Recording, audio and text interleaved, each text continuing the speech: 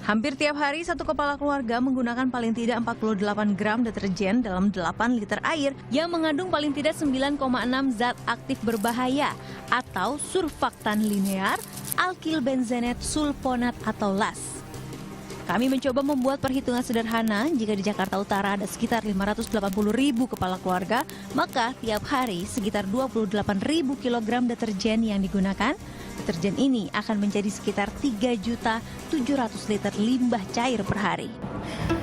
Hanya 50% senyawa aktif surfaktan LAS dalam limbah deterjen. Apa dampak yang ditimbulkan dari limbah rumah tangga berdasarkan video tersebut?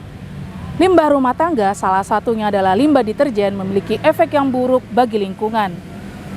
Limbah yang dihasilkan langsung menuju perairan tanpa proses pengolahan. Salah satu akibatnya adalah sungai yang tercemar, sehingga merusak ekosistem air dan makhluk hidup di dalamnya. Limbah deterjen merupakan bahan kimia yang berbahaya, yaitu surfaktan, fosfat, dan LAS atau linear alkylbenzen sulfonat. Jangka pendek yang paling terlihat adalah munculnya enceng gondok di sungai, sehingga sinar matahari susah masuk ke dalam sungai dan menyebabkan oksigen berkurang. Tapi sebelum itu kalian harus tahu tujuan pembelajaran kali ini. Yang pertama adalah peserta didik mampu menjelaskan pengertian kimia hijau dan pentingnya kimia hijau dalam membantu pelestarian lingkungan.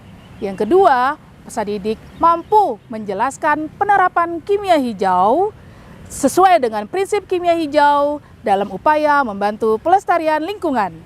Lalu, bagaimana cara agar limbah rumah tangga yang dihasilkan dapat diminimalisir atau bahkan dihilangkan? Ada banyak cara yang dapat kita terapkan dalam kehidupan sehari-hari, seperti membawa tumbler atau membawa tote bag. Contoh lainnya adalah mengganti bahan kimia yang berbahaya menjadi bahan kimia yang lebih ramah lingkungan, yaitu penggunaan sabun organik tanpa SLS atau sodium lauren sulfat. Semua contoh yang tadi disebutkan harus mengacu pada prinsip kimia hijau.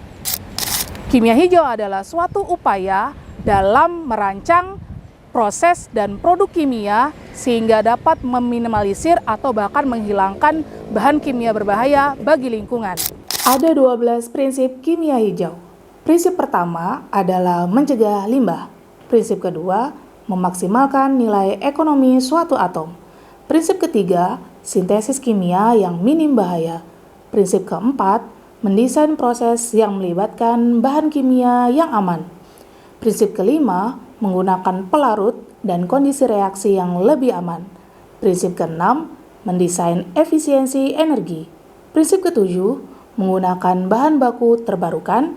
Prinsip ke-8, mengurangi bahan turunan kimia. Prinsip ke-9, menggunakan katalis. Prinsip ke-10, mendesain bahan kimia dan produk yang terdegradasi setelah digunakan.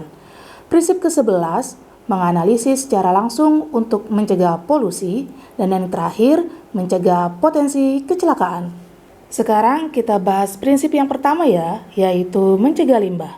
Seperti contoh sebelumnya, limbah rumah tangga sangat banyak dihasilkan dalam kehidupan sehari-hari. Contohnya adalah limbah sabun atau deterjen yang sulit terurai karena terdapat surfaktan, LAS, SLS, dan fosfat. Limbah ini memiliki dampak bagi lingkungan, yaitu terjadinya eutrofikasi air yang dapat dilihat dari tumbuhnya enceng gondok di perairan tersebut.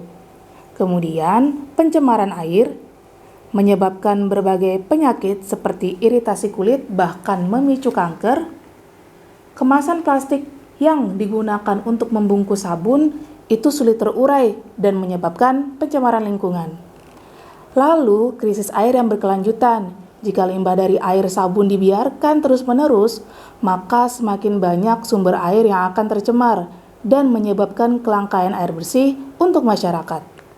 Untuk meminimalkan dampak limbah sabun dapat dilakukan dengan cara menggunakan sabun organik, di mana busa yang dihasilkan mudah terurai serta ramah lingkungan dan tidak menggunakan surfaktan yang dapat menyebabkan kerusakan lingkungan.